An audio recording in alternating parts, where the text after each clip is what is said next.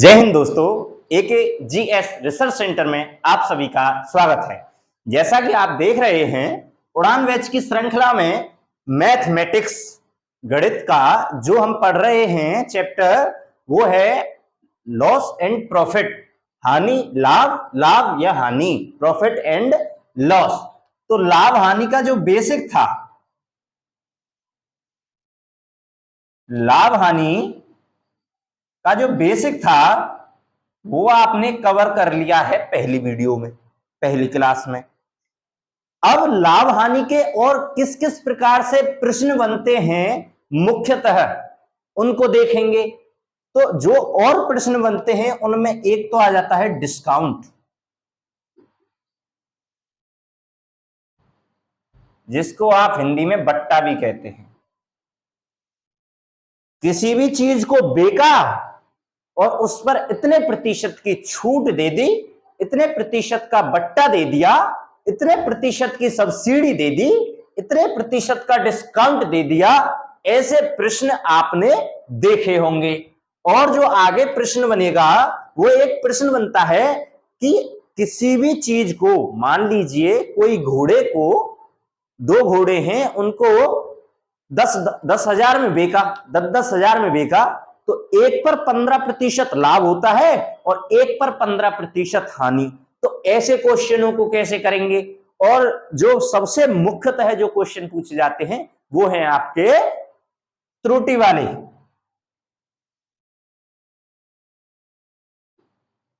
त्रुटि के जो प्रश्न होते हैं, त्रुटि के जो प्रश्न, डिसऑनेस्ट के, बेईमानी के, यानी कि अगर कोई भी दुकानदार, आप चीनी खरीदने गए, कोई दुकानदार आपको 1 किलोग्राम की जगह 900 ग्राम अगर चीनी तोल कर दे रहा है, तो ऐसे त्रुटि के प्रश्न होते हैं ये। अगर कोई दुकानदार, आप 1.5 किलो चीनी खरीदने गए, आपको 1400 ग्राम दे रहा है, तो ये सब किस में आ जाएंगे? ये आपके किस में आ जाएंगे? डिसऑनेस्ट, त्रुटिपूर्ण जो प्रश्न बनेंगे उसमें आ जाएंगे। तो उन प्रश्नों को किस हिसाब से करेंगे वो सब हम देखेंगे। अब आइए पहले चलते हैं डिस्काउंट पर। डिस्काउंट वाले प्रश्नों को, बट्टे वाले प्रश्नों को कैसे करेंगे? देखिए, डिस्काउंट दो तरीके से मिलता है।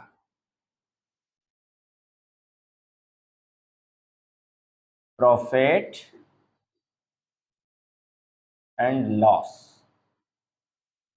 आपको सीधे सीधे बोल देगा कि मान लीजिए 100 रुपए की चीज है, इस पर 10% क्या दिया है? डिस्काउंट दिया है। तो कितने पर बेचा होगा? तो ये तो निश्चित ही आप निकाल देंगे कि अगर 10% डिस्काउंट दे दिया तो 90% पर बेचा होगा, और 90% पर बेचा है तो 90 रुपए का बेचा होगा। ये 90 क्यों आया? क्योंकि जो टोटल जो प्राइस था वो आपका था 100%, 10% आपने क्या दे दिया? डिस्काउंट, तो प्राइस कितना बचा? 90%। तो 90% में आपने उसको बेचा है। और जो प्रश्न बनता है वो थोड़ा आगे बढ़कर बनता है। मान लीजिए 100 रुपए की चीज है, 100 रुपए की चीज है, और दुकानदार ने उस पर 3 लगातार बट्टे दिए, 20%, 10% और 5%। अब वो पूछता है कि इन तीनों बट्टों को मिलाकर जो ये वस्तु है जिसका मार्क प्राइस, जिस पर जो रेट डला है 100 रुपए, अगर मैं उस पर 20%, 10% और 5% अगर डिस्काउंट देता हूं, बट्टा देता हूं, छूट देता हूं, तो यह वस्तु कितने की बिकेगी? यह पूछता है। या फिर पूछेगा कि मैंने कितने प्रतिशत इस पर समतुल्य, यानी कि इन सब का एवरेज, मान लीजिए पूरा टोटल डिस्काउंट कितना दे दिया। अगर आप कीमत निकालना सीख गए तो आप डिस्काउंट सीख जाओगे, अगर डिस्काउंट निकालना सीख गए तो कीमत निकालना सीख जाओगे। आप कुछ भी समझ लेना, क्वेश्चन को आप फोड़ दोगे, ये गारंटी है अरविंद कुमार की। तो देखिए ऐसे क्वेश्चनों को कैसे करेंगे। तो ऐसे क्वेश्चनों को क्या करना है, ये हमेशा मार्क्ड प्राइस होती है। देखिए, ना तो ये कॉस्ट प्राइस होती है, ना ये सेलिंग प्राइस होती है। ये कौन सी प्राइस होती है? ये आपकी होती है मार्क्ड प्राइस। मार्क प्राइस यानी कि अंकित मूल्य, अंकित मूल्य ये कौन सी होती है? अंकित मूल्य होता है। ठीक है, अंकित मूल्य मतलब जो जो ग्राहक अपने प्रोडक्ट पर डालता है, लिख के डालता है कि मान लीजिए 120 डाल दिया और फिर वो उस पर छूट देता है। आपने देखा होगा, आप कोई भी ओरिजिनल प्रोडक्ट देखने आप खरीदने गए होंगे तो उस पर डला होता है MRP, मैक्सिमम रिटेल प्राइस। कितना? मान लीजिए 120 डला है, 120 जो है वो आपका मार्केट प्राइस है। अब जो दुकानदार होता है वो आपको छूट देता है कि ये इतना इस पर MRP है, 10% की छूट देकर 10% लेस करके मैं बेचता हूं। तो 10% लेस करके बेचता है तो वो क्या दिया आपको?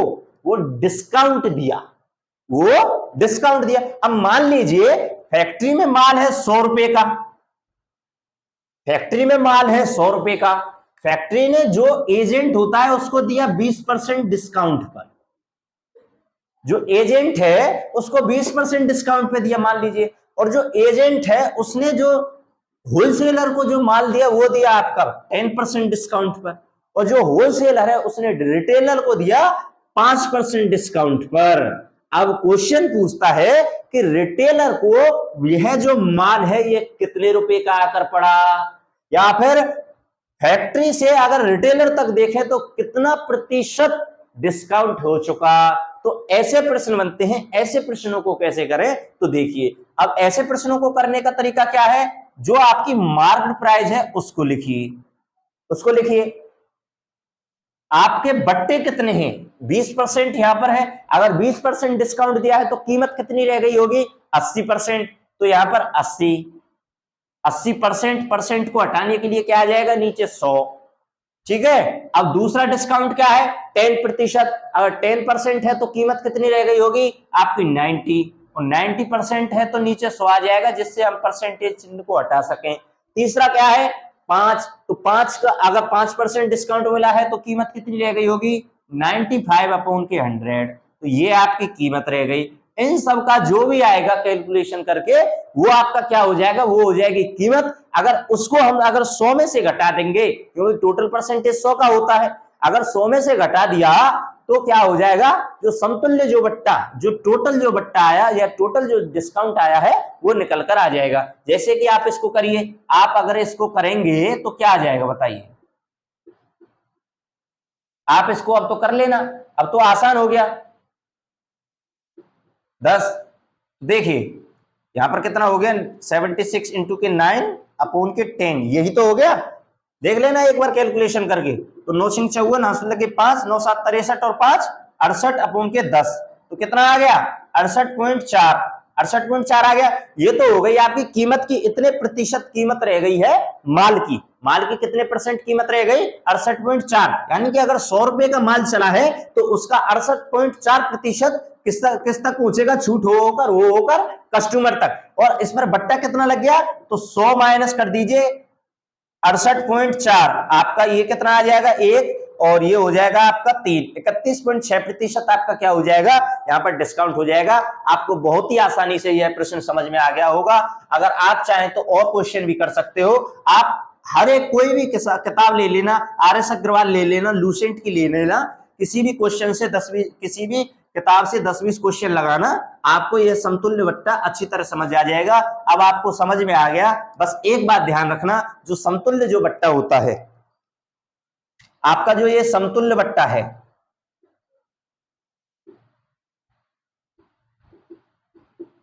जो समतुल्य जो बट्टा है वो मार्केट प्राइस पर होता है। एक बात ध्यान रखना, किस पर? अंकित मूल्य पर होता है। कभी कभी प्रश्न दे देता है, अगर सीपी है आपकी 100 रुपए और मार्केट प्राइस सीपी का कितना है? 130%, तो आपको मार्केट प्राइस निकालना है पहले 130 रुपए। अगर कभी कभी दे दे कि अगर सेलिंग प्राइस है आपका 90 रुपए और मार्केट प्राइस है, और ये मार्केट प्राइस का कितना है? 90%, तो आपको सेलिंग प्राइस निकालना होगा पहले। जो सेलिंग प्राइस है वो आपको पहले निकालना पड़ेगा। क्या निकालना पड़ेगा? पहले आपको निकालना पड़ेगा सेलिंग प्राइस। ठीक है, अगर ये आपका 100% है तो आपको क्या निकालना पड़ेगा पहले? तो तो पहले आपको निकालना पड़ेगा जो क्या है मार्केट प्राइस है। मार्केट प्राइस का 10% कम करके 90% पर कितना आया, ये कितना आया 90 और आपको फिर 100% निकाल के इसका मार्केट प्राइस निकालना पड़ेगा, ध्यान रखिएगा। तो मार्केट प्राइस पर ही समतुल्य बट्टा हमेशा निकलता है। फॉर्मूला या फिर ट्रिक मान लीजिए आप इसे, ये आपको समझ आ गई होगी कैसे करते हैं, प्रश्नों को कैसे करते हैं। यहां पर आप लिखोगे मार्केट प्राइस, जो मार्केट प्राइस है वो लिख दिया आपने, मल्टीप्लाई 100 माइनस के जो भी डिस्काउंट दिया है पहला, अब मल्टीप्लाई 100 माइनस डिस्काउंट दिया है जो दूसरा। अब ऐसे करके जितने भी डिस्काउंट दिए हैं सबको लिख लीजिएगा, और ये परसेंटेज में होता है इसलिए अपोन में 100 लगा देते हैं, मल्टीप्लाई 100। तो ये आपका कोई भी अगर कितना भी बड़ा प्रश्न क्यों ना हो, आपके सब पर ये काम करेगी ये ट्रिक, ध्यान रखना। और क्या करना है आपको, अगर ये लास्ट में जो भी सॉल्व होकर आए वो तो आपकी कीमत रह जाएगी, और उसको 100 में से घटाने के बाद क्या मिलेगा आपको, समतुल्य बट्टा मिलेगा। आपको अच्छी तरह समझ आ गया होगा। मैं उम्मीद रखता हूं कि आप 10-20 क्वेश्चन इसके लगाओगे, और पेपर में किसी भी क्वेश्चन को अगर समतुल्य बट्टे या फिर डिस्काउंट से आ गया तो आप किसी भी क्वेश्चन को छोड़ोगे नहीं, सबको फोड़ कर आओगे। तो पेपर की खोपड़ी में छेद करना है डिस्काउंट के साथ। देखिए अब क्या करना है, अब जो आगे जो प्रश्न आते हैं, मान लीजिए मैंने 2 घोड़ों को 10-10 हजार रुपए में बेचा। थोड़ा बेहतरीन सा क्वेश्चन लेते हैं, 10,000 तो सरल है। सपोज मान लीजिए मैंने 2 घोड़ों को 15,784, कोई भी संख्या ले लीजिए, इतने में बेचा 2 घोड़ों को समान मूल्य पर। तो एक पर तो हुआ 15% लाभ और एक पर हो गया 15% हानि। तो ये बताइए कि टोटल लाभ हुआ या हानि। तो प्रश्न पूछेगा टोटल इस पर लाभ हुआ या हानि। तो ऐसे प्रश्नों को कैसे करते हैं, एक बात ध्यान रखिएगा, अगर केवल लाभ और हानि पूछे तो हमेशा ध्यान रखिएगा ऐसे कंसेप्ट में हमेशा हानि होती है, हानि प्रतिशत।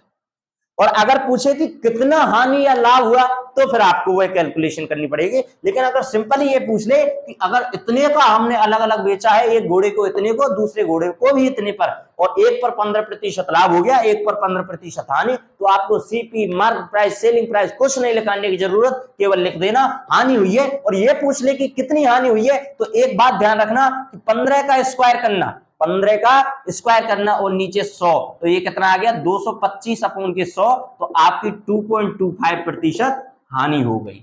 बस इतना ध्यान रखना, जितना भी लाभ और हानि कॉमन दे रखा है उसके स्क्वायर को 100 से भाग दे दीजिए, आपकी हानि प्रतिशत निकल आएगी। ये आप हमेशा ध्यान रखना। अगर आपसे कोई पूछ ले कि मान लीजिए मैंने 226 इतने में किसी उसको घोड़े को बेचा है, या किसी कुर्सी को बेचा है, या किसी ट्रॉली को बेचा है, या ट्रैक्टर को बेचा है, किसी को बेचा हो, अगर एक पर आपका 13% लाभ हुआ और एक पर 13% हानि हुई, अगर इस पर 13% प्रॉफिट हुआ और इस पर 13% लॉस हुआ, तो टोटल पर लाभ हुआ या हानि, तो अब तो आप बता दोगे क्या होता है हानि, और कितना हुआ तो आप बता दोगे 13 का स्क्वायर 169 और अपॉन में 100 कितना आ गया 1.69% लॉस। आप आसानी से अब बता दोगे। अब तो आपको कोई भी समस्या नहीं आएगी, ऐसे कुछ प्रश्नों में कभी नहीं आएगी। अब आगे देखिए, आगे जो त्रुटि के जो क्वेश्चन होते हैं, आगे जो त्रुटि के जो आपके डिसऑनेस्टमेंट, बेईमानी के जो प्रश्न होते हैं, आप चीनी खरीदने गए, आपको 1000 की जगह आपको 900 ग्राम चीनी दे दी, 100 ग्राम का चूना लगा दिया आपको, तो उसको कैसे कैलकुलेट करोगे। तो याद रखना,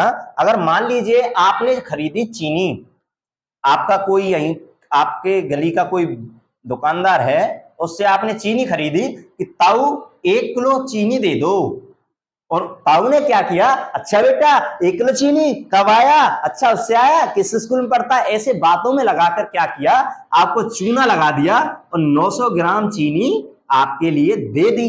1 किलो आपने मांगी, 900 ग्राम तोल दी और पैसे ले लिए 1 किलो के। तो कितने प्रतिशत उसने बेईमानी की, यह आप कैसे निकालोगे। तो याद रखना, ये होता है इसका फॉर्मूला या फिर ट्रिक, आप कुछ भी मान लीजिए, त्रुटि मल्टीप्लाई 100, क्योंकि हमको परसेंटेज में निकालना है। अगर परसेंटेज में हमेशा निकालना है तो 100, परसेंटेज को हटाना है तो हमेशा डिवाइड 100 का। ये तो आपने परसेंटेज वाले में काफी अच्छी तरीके से समझ लिया होगा। त्रुटि इंटू के 100 और अपॉन में जो टोटल होता है, टोटल 1000, ये कितने का है, ये कितने का है 1000 ग्राम का, और इसने बेईमानी कितनी की 100 ग्राम की।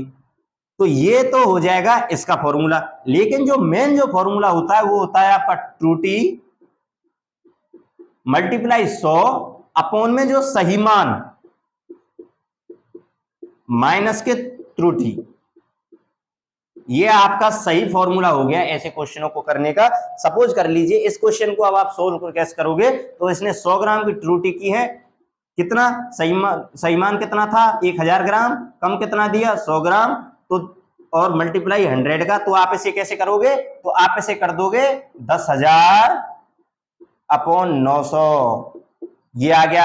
अब आप इसे कैसे करोगे, ये आ गया आपका इतनी प्रतिशत, 11 सही 1/9% आपका इतने प्रतिशत, 11 सही 1/9% दुकानदार ने ताऊ ने आपको चूना लगा दिया, इतने की आपसे बेईमानी कर ली। अब आप अच्छी तरह समझ गए होंगे त्रुटि वाले क्वेश्चनों को। ये कुछ कंसेप्ट थे प्रॉफिट एंड लॉस के, जिनको आप बहुत ही अच्छे तरीके से समझ गए होंगे। इससे रिलेटेड आपको प्रॉफिट एंड लॉस में सामान्यतः ऐसे क्वेश्चन पूछे जाते हैं, और जो कुछ अलग बेहतरीन जो क्वेश्चन पूछे जाते हैं उनको हम अगली क्लास में कर रहे होंगे।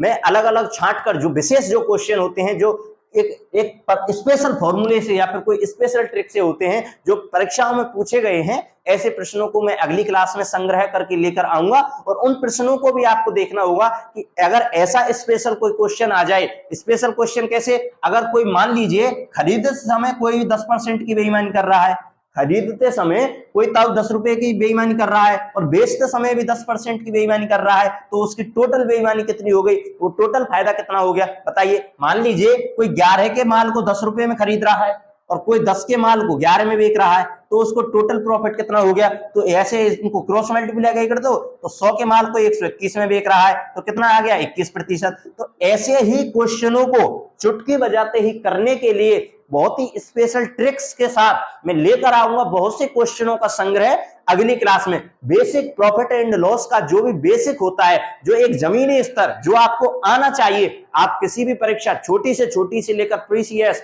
आईएएस कोई भी परीक्षा जिसमें मैथ पूछा जाता है, अगर आप किसी की तैयारी कर रहे हो जिसमें प्रॉफिट एंड लॉस पूछा जाता है, आपका ये बेसिक क्लियर होना चाहिए। और जो प्रश्न बनता है वो मैं आपको अगली क्लास में लेकर आऊंगा, जुड़ना मत भूलिएगा, बहुत ही ज्यादा महत्वपूर्ण क्लास होने वाली है अगली। ये बेसिक आपका कवर होना चाहिए, तभी आप जो आगे जो क्वेश्चन होंगे अगली क्लास में उनको बहुत ही बेहतरीन ढंग से कर पाओगे, समझ पाओगे और पेपर में एक अच्छे अंक प्राप्त कर पाओगे। तो मिलते हैं प्रॉफिट एंड लॉस की बहुत ही बेहतरीन अगली क्लास में, जो आपकी कल होगी। जय हिंद, जय भारत।